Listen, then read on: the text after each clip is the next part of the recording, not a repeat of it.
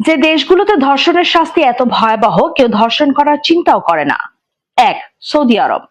শিরচ্ছেদ বা প্রকাশ্যে মৃত্যুদণ্ড। সৌদি আরবে ইসলামী শরিয়া আইন অনুযায়ী বিচার কাজ পরিচালনা করা হয়। এই দেশে ধর্ষণের শাস্তি অত্যন্ত কঠোর। আদালতে অপরাধ প্রমাণিত হলে অপরাধীকে সাধারণত জনসম্মুখে নিয়ে যাওয়া হয় এবং তলোয়ার দিয়ে শিরচ্ছেদ করে মৃত্যুদণ্ড কার্যকর করা হয়। কোনো কোনো ক্ষেত্রে অপরাধীকে ফাঁসি দেওয়া বা পাথর ছুঁড়ে মারার বিধানও রয়েছে। চীন। সরাসরি মৃত্যুদণ্ড বা খোঁজাকরণ। চীনের বিচার ব্যবস্থা অত্যন্ত দ্রুত এবং কঠোর। সেখানে ধর্ষণের অপরাধ প্রমাণিত হলে কোনো দীর্ঘমেয়াদী আপিলের সুযোগ থাকে না। অপরাধীকে সরাসরি ফায়ার স্কোয়াডের মাধ্যমে গুলি করে মৃত্যুদণ্ড দেওয়া হয়। এছাড়া কিছু বিশেষ ক্ষেত্রে বা অপরাধের মাত্রা বিবেচনা করে অপরাধীকে রাসায়নিকভাবে খোঁজাকরণ বা চিরতরে নপুংসক করে দেওয়ার শাস্তিও দেওয়া হয়।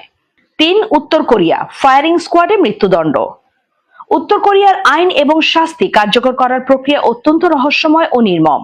এই দেশে ধর্ষণের বিরুদ্ধে জিরো টলারেন্স নীতি অনুসরণ করা হয়। কোনো ব্যক্তির বিরুদ্ধে ধর্ষণের অভিযোগ প্রমাণিত হলে কোনো রকম দীর্ঘ আইনি প্রক্রিয়া ছাড়াই তাকে ফায়ারিং স্কোয়াডের সামনে দাঁড় করিয়ে ঝাঁঝরা করে মৃত্যুদণ্ড কার্যকর করা হয়। 4. ইরান। ফাঁসি বা পাথর ছুঁড়ে হত্যা। ইরানের আইন অনুযায়ী ধর্ষণের সর্বোচ্চ ও একমাত্র শাস্তি হলো মৃত্যুদণ্ড। সাধারণত অপরাধীকে জনসম্মুখে ক্রেন দিয়ে ঝুলিয়ে ফাঁসি দেওয়া হয়।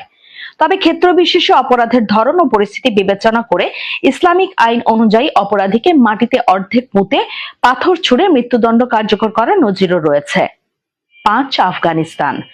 মাথায় গুলি বা ফাঁসি। আফগানিস্তানে ধর্ষণের বিচার অত্যন্ত দ্রুত গতিতে সম্পন্ন হয়।